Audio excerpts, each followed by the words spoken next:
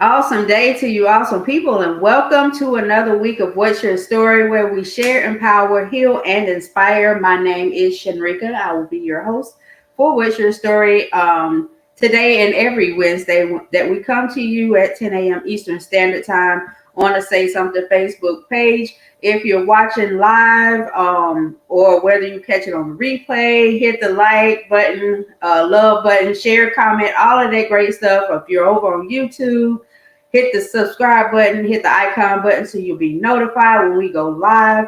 But whatever you do, we thank you. We value you for joining us today, because you could have been anywhere doing anything, looking at anything, but you decided to give us your time, and we don't take that lightly.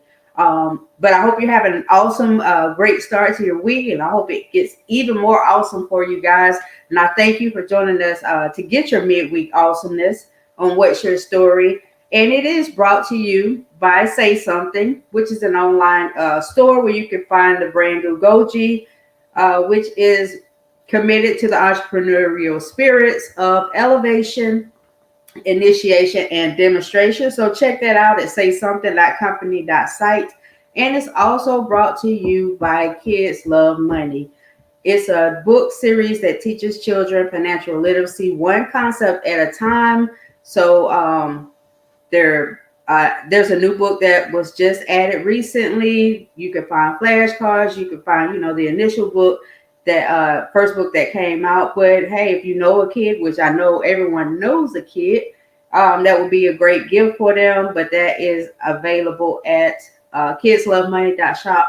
And any orders placed after December 17th will not be shipped until January 10th, 2022. So just put that out there so you'll know. You won't be like, hey, I ain't got my package yet. You won't get it because you ordered after December 17th. But I have another awesome guest with me today. I'm so excited because I get to learn about, the great things, the awesome things that she's doing right along with you, even though I learn from everybody. But I'll really get to learn from scratch from her, because I met her through a mutual friend. And, so this is a great learning experience for me as well as you. And I'm sure you can learn something. But she is a powerhouse. And before I bring her on, I'm going to we'll be right back with you. Take a brief break.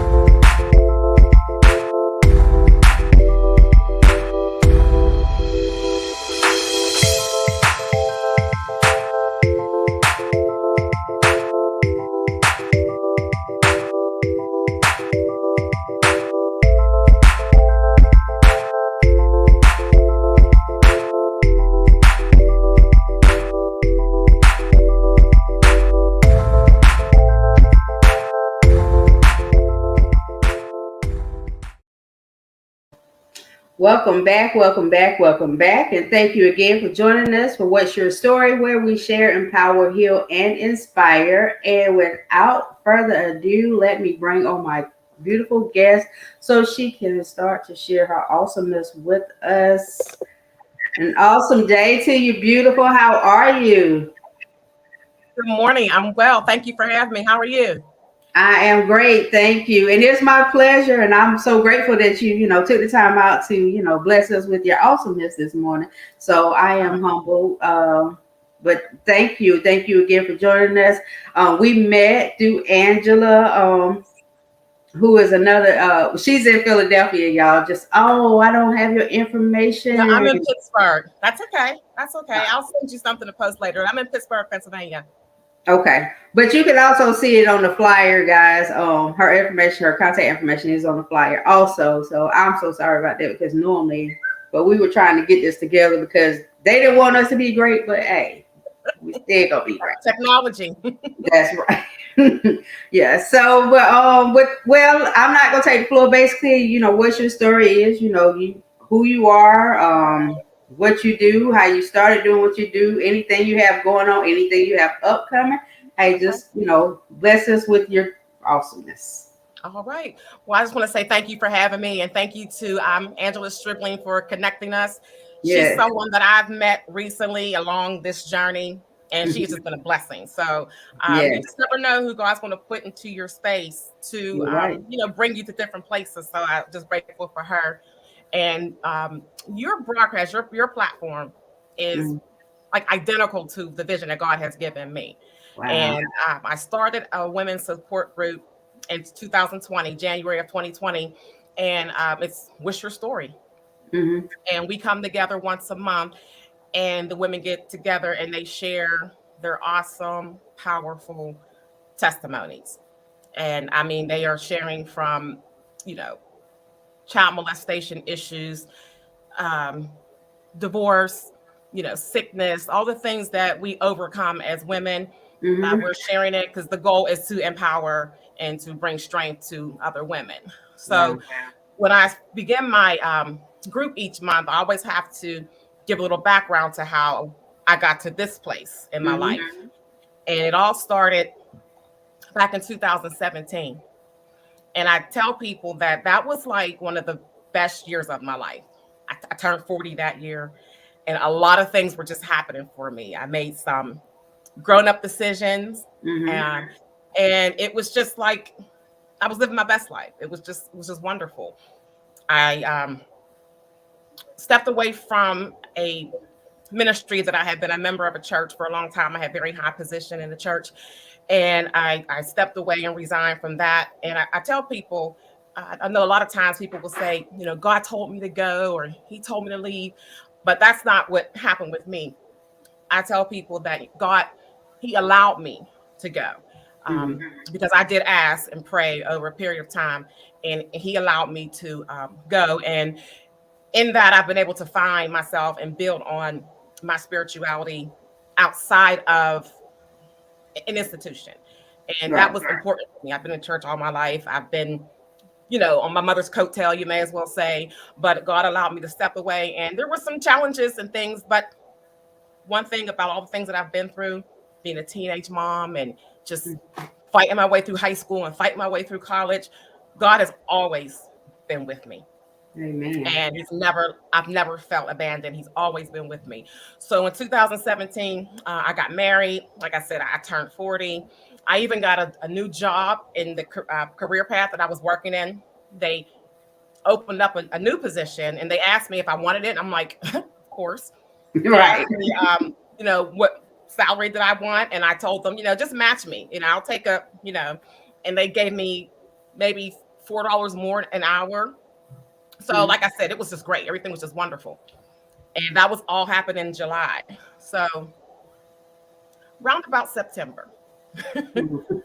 I had noticed some things in my body, and not to give too much information for our viewers, but I was going through some things with my cycle, and things weren't just normal. They weren't normal. Mhm. And I said, well, I'm getting older, I Things don't know. I didn't changing. really Yeah. become too concerned until I had a hemorrhaging episode. And I hemorrhaged in my bed, and it scared me. It scared my husband. So I called my doctor, of course, and got the appointment set up and everything. And the doctor said, well, we'll order a pregnancy test to see if maybe, because my tubes had been tied at this point for 10 years. My son was 10 at the time. And I Mhm. had my tubes tied. I had previous marriage. I had my tubes tied. So I wasn't worried about being pregnant. But he said, we'll do that to see if maybe you had like a tubal or a miscarriage, whatever. So pregnancy test came back normal. I mean, positive. And I was like, no, that's not what we're doing. I was a grandmother of one at that time. I'm a grandmother of three now. But at that time, I was Mhm. like, no, I'm 40 years old. We don't want kids. Between my husband and I, there's 7 children. Like, no. So, and I knew that I wasn't pregnant. I just knew that that wasn't the case. But like I said, my tubes were tied. So he ordered another test, and I went and got a sonogram. And the technician came back, and she said, I see a fibroid. You're not pregnant, but I see a fibroid. And that brought a lot of relief to me because I know a lot of women who deal with fibroid disease. And I'm like, okay, I can I deal could with deal that. with it. I can deal with that. So I had to schedule an appointment with a gynae team. And in between that time of the sonogram and the gynae appointment, it may have been like 3 weeks in between that Mhm. time. Well, before I could even get to my gynae appointment, I had another issue of hemorrhage. and I started hemorrhaging really badly in the morning. And I called my mom. I said, Mom, because I was on my way with my new job to go do a presentation at downtown Pittsburgh. And I got up that morning to get dressed, and I started hemorrhaging really bad. So I told my mom, I said, I can't go to work. I have to go to the emergency room. We get to the emergency room, and the doctor's there. Everyone's starting from scratch. And I'm telling them, I'm not pregnant. I know what you're going to say. You're going to, because the pregnancy test hormone was elevated, and that was strange in Mm-hmm. itself. So before the resident doctor, because she said, can I give you an exam? I'm like, that's why I'm here, please. Right. I want to give you an exam. And I sat up on the gurney, and I just felt it. It never happened before, but I knew. And I said, I have to warn them. I said, I'm getting ready to pass out. And my mother tells the story because she was in the room with me. And she said, I hit the floor so hard, face first. She said, I thought you died right before my eyes. So I was laying on the floor. And when I don't know how much time lapsed in between the time that I fell and between the time that I gained consciousness. But when I opened my eyes, I could see the man's pant leg and his shoes. He was standing over top of me. And I saw my teeth on the ground. And so I'm grabbing my teeth, and I see blood, but I was focused on my teeth. I'm like, that's my tooth. I like my teeth. Like, right. I'm pulling the man's pant leg, and he looks down, he sees me. I said, hey, that's my tooth. And he's like, we have bigger issues than your teeth right now, ma'am. So they sustained me. They put me on a gurney. They had to stop the bleeding. They were stuffing stuff in me to stop the bleeding. And they took me down. Now catch this. They took me down to do an embolization procedure, which a lot of women have that procedure when they bleed. Mm-hmm. They have those female issues, but they have that procedure. It's a scheduled appointment. They're under anesthesia, and it's a common procedure. Well, because I had lost so much blood, my blood pressure was very, very low. They did that procedure. I was wide awake, and what they did, they stuck a coil through my groin, and I'm feeling all of this. They couldn't give me anything for pain. And I'm watching my blood pressure, this running staff, they're giving me blood. I mean, it was just like a life-saving effort. I mean, honestly. And when they were wheeling me down to do this, I said to God, God, I'm not ready to die. And when I said that to him, I wasn't thinking about my children. I wasn't thinking about my marriage. I said, God, I'm not ready to die because I don't even know why I was placed here. I haven't even started my journey. Right. So I'm not ready to go. And it was at that moment where I just had this peace come over me. And I knew that whatever was happening, I wasn't going to die. Mm-hmm. So they were trying to save my life, and they got the bleeding to stop, thank God. And on the way back to the room when I got back to the room, my whole family was there. The room was full, and I had a lot of support. But they stopped, and they took me to get a chest x-ray. And I didn't understand that at the time. I'm thinking a chest x-ray, it didn't make sense to me. So they did the chest x-ray. They took me back to the room, and I met my family, and the doctors were talking, and I'm feeling better. They were able to give me some morphine. The pain was subsiding, and they wanted to send me to the larger hospital down in the city because I was in a suburb hospital. So they wanted to send me down to West Penn Hospital, which is one of the larger hospitals, where I met this doctor, and she was a gynecological oncologist. Mm-hmm. And when she came to my room the next morning, she says, I've been waiting to meet you. And I said to her, I've been waiting to meet you. And she goes on to tell me that she wanted to do some more tests, but her goal was to give me a hysterectomy. And I was okay with that. I'm like, listen, I'm good with that. Right. So a long story short, I stayed in the hospital 9 days, and they gave me the hysterectomy. And at the end of the surgery, when they meet you when you come out, she told me, she said, I got it all.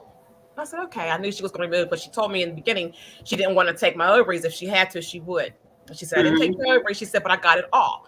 And I'm like, okay, that's great. I'm just ready to go and relax. And I got back to the room. My mom, my husband was still there. And they went home, and I went to sleep and tried to get some rest that night.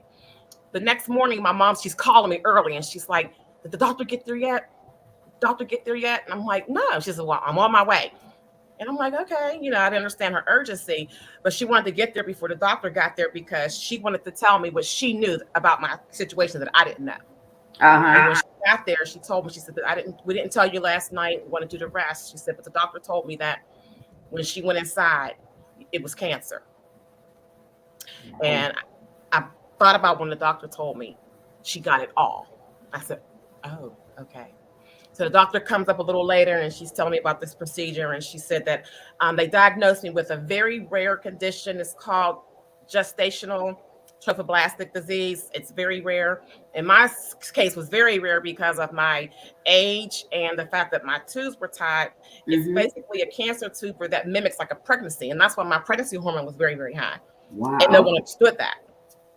So, yeah. So she told me, she says, I got the tumor, I got everything. She says, I'm very confident. There's no more treatment.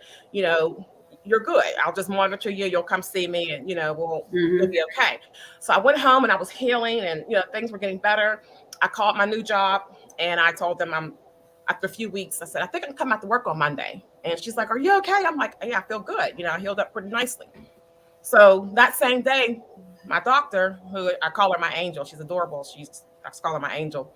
She called me and she said, I took your case to case conference and the pathologist took his report, as did the radiologist. And she said, we took it to this specialist in Chicago. And Mm-hmm. he told me that if you were his patient, because of your age and because of the pathology of the cancer, he would start you on chemotherapy. And when she said that, I mean, throughout my whole sickness, I was away from my family for 9 days in the hospital. They almost died. I mean, all of this, my teeth were chipped. I mean, through all of that, when she said those words, chemotherapy, that's when I broke. And Mm. it became really real that I was sick, you know. And the day that I was supposed to go back to work, I had my first chemo treatment. And I Oh. went through, and she told me it's going to be very aggressive. I had to go sign all these papers, had to get a port put in here. And she told me, she said, you're going to lose all your hair. And I did. I lost every stitch of hair everywhere. And I was really sick. I mean, everything that you know about chemotherapy and what it does to patients, it did to me. And it was a 12-week stint of treatment. And I went through it very well. I mean, thank God I didn't have any infections. No, everything just went according to how it was supposed to go. And I'm really grateful for that. That's good. The ministry that I was going to at the time, the pastor, she brought me up to the church when I healed up and everything was good. And she wanted to honor me. And she had the kids come up and give me a rose for every week of chemo. So at the end, I had 12 dozens of roses. Mm. And I said some thank yous and things. And as I was going to my seat with these flowers in my hand, I said to God, God, you healed me. You brought me. I said, now what? No. And he spoke to me as clear as I'm speaking to you. He said to me, he said, now tell of my goodness. And when he said, tell of my goodness, I mean, I just was like, it was just so profound. And I knew it was his voice. And I said, God, I can do that. Mm. So I would go and I would share my story with people and I would tell people, I almost died because literally, if I was not at the hospital to You get would them to have. stop the bleeding, to get the blood transfusion, stat, if I was in all these, if I was downtown giving a presentation or was on my way to, yeah, I would have died. But Mm. God had me in the place to help when I needed help. So I shared that story with everybody. And the job that I was blessed with that was paying me all this money, I went back to work June 5th full time. July 7th, they told me they're no longer funding my position. Wow. So all in this year, 2018, I had cancer. I was sick. I almost died. I lost my job. And the first time I'm 40 years old, I'm unemployed. And it was just like crazy. But that was in the time where God just started like shifting things. And I felt like everything was falling apart.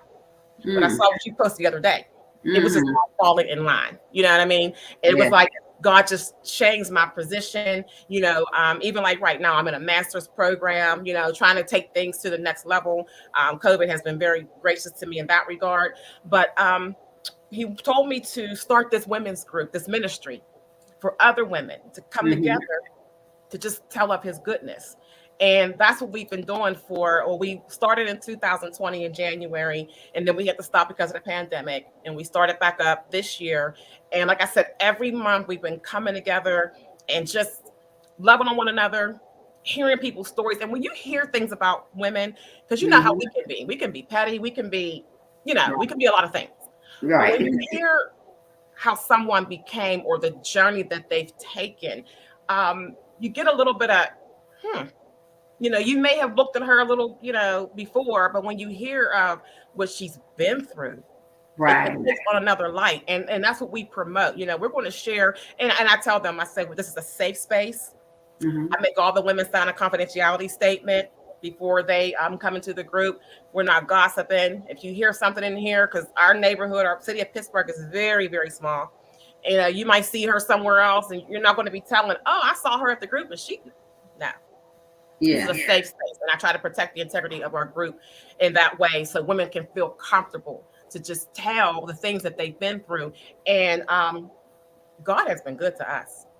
And none of us look like what we've been through. We have been through some things. And I'm right now, like I said, I'm in a master's program. I'll be finished next year.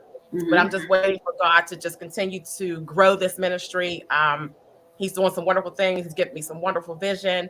And I just thank you for your opportunity to allow me to further share of his goodness, to your viewers and, your live listeners, because he brought me to this place. I would not have been here. And, like I said, being a teenage mother, sometimes you forget about all those journeys because they were so long ago. My daughter's 28 and she has her own husband and kids, so that was back then. But, I've been through, my lifestyle is a lifestyle of being just an overcomer.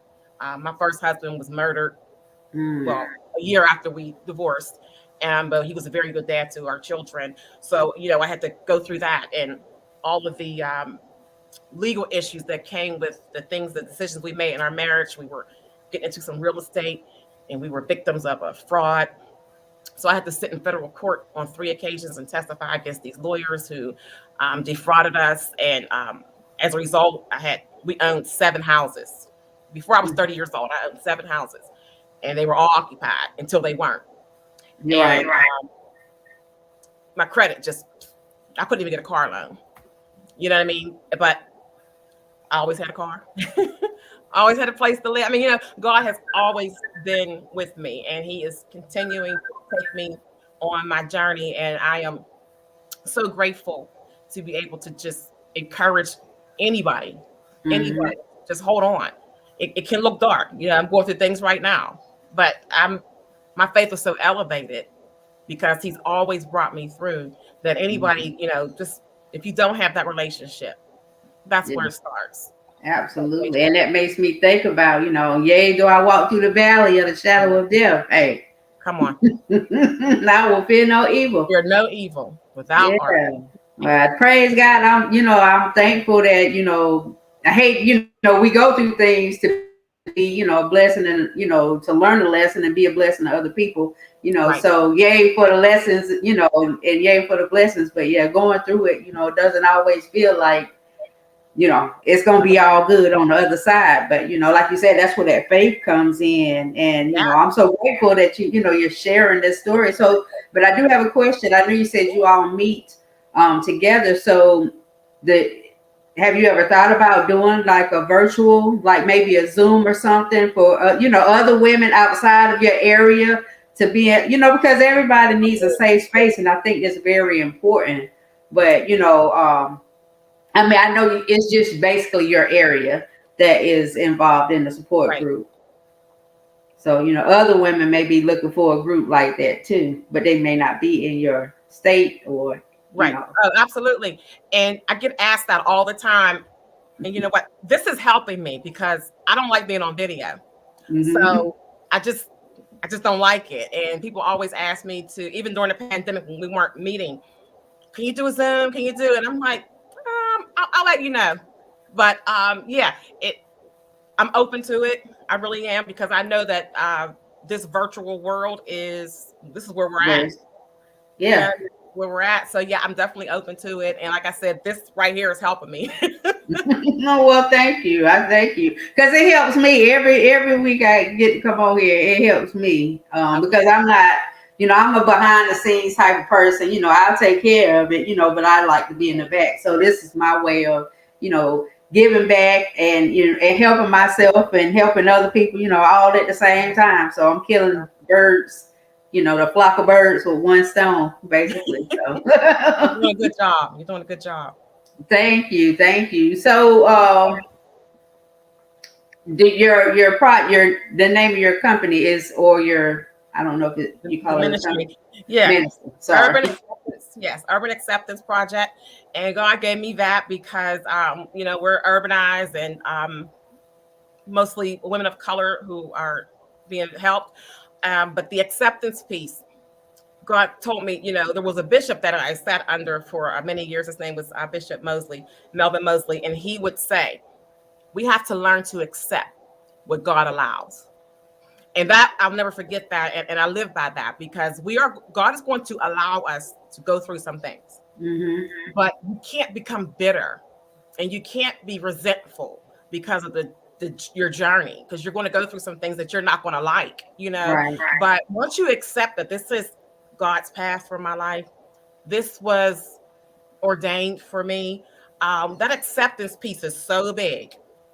That'll help you to get past and to keep elevating. So that's what I try to encourage the women to, we're going to go through some stuff, but it's okay. Accept it and get past it. So that is the key piece of what the ministry is doing. And like I said, I'm trying to just follow. I'm in these classes now. I'm learning about nonprofit. I'm learning about leadership. We're grant writing. So I'm doing all those things to get this ministry to the next level. But it's just been amazing. It's just been amazing. And my journey has not been pretty. I won't tell anybody. Nah, I don't have that story. That story is not one of like, it's always been something that seems so big. But like I told you, I've always felt like God had me. I've never felt abandoned. Yeah. Well, I mean, it's through the trials and the tribulations that we either grow or we, I guess you would say whatever the opposite of that would be, or become comfortable, with whatever's happening. So, I mean, it takes those, unpleasant moments and situations. And that's very important. You say acceptance, because I didn't even think about it, because I was trying to figure out, like, what did the name mean myself? And I was looking at acceptance, like, maybe women of color, accepting yourself. I was thinking about even, from I guess you say superficial or literal, right, taking a meaning to it, but that acceptance is so important, because a lot of times we get stuck on what happened, what happened and why did it happen to me, and I've learned to push past asking the why and and move on to, okay, so what now? What's next? Right. And it helps you, it helps you get through. It helps you get, some things you don't forget. Some things are not easily forgotten, or, you get over, I guess, emotionally. I guess you have to go through that, kind of like a cold. It got to kind of run its course sometimes. Exactly. But accepting that, okay, it happened and all things work together for my good, it's just a piece in the, another stair, I guess you would say, to wherever I'm going, wherever I'm elevating to. That's right. It's another step in that elevation. Wow. So yeah, this is awesome. So, okay, well, because we are getting, about to wrap it up in a few moments, Pam, what would you tell anybody out there? I mean, I would just tell anyone to just learn to enjoy your life. Learn to, it took me to almost have to die to learn how to live. And I just want people to know that you're going to have challenges, but I try to spend as much time with my family. I'm a grandma. I got little toddlers running around. I love them to death. I just, just enjoy your life and put God first. That relationship with God is key. And that's what we talk about at our group. It's not about us. It's not about us. It's all about Him. And having that acceptance piece and being able to, we talk about our assignment, the first piece of accepting your assignment and understanding your assignment is to know that it's not about you. And once you get that, it's not about me, it's about what God is going to do in me to help others, then you'll be able to just be like a vessel, just another tool that He's going to use to help people. And that's how I look at myself, my story, my life, the things that I've been through and the things that I'm going to yet go through are to help other people. Absolutely, absolutely. Well, again, I do thank you. I'm so grateful for you joining and sharing with us today. So, do you think you're gonna do something virtual maybe for the new year? You know what? You pushing me. I probably will. Yeah, like I said, this helped me. This has definitely helped me. So I'll keep you posted. I'll tag you and let you know. Yeah, because so that way, the other people can, everybody can get on, and we won't have that. But even if they still sign confidentiality, Right. I mean, technology is here, Yes. so I mean, there's no limit to Sure. reach Sure. at this point. But that's her information, y'all. Sorry it wasn't scrolling on the bottom, and we was trying to get in and get on here. I'm But telling you, that was a job. I know it didn't want us to be great, but God is great and we made it. That's So, right. but thank you again. Thank all of you who are watching now, who may be watching, on the replay. I'm so grateful for y'all taking the time to join us. Tam, I'm thankful for you. Amen. You have an amazing story. Keep being awesome and sharing. And y'all make sure y'all follow her so that way you can stay updated on what's the next move with this virtual thing that we're trying to, get her to do. Oh, that's so funny. All right, but thank y'all for joining Thank us on you. What's Your Story. My name again is Shenrika. And you all have an awesome rest of your week. Thank you.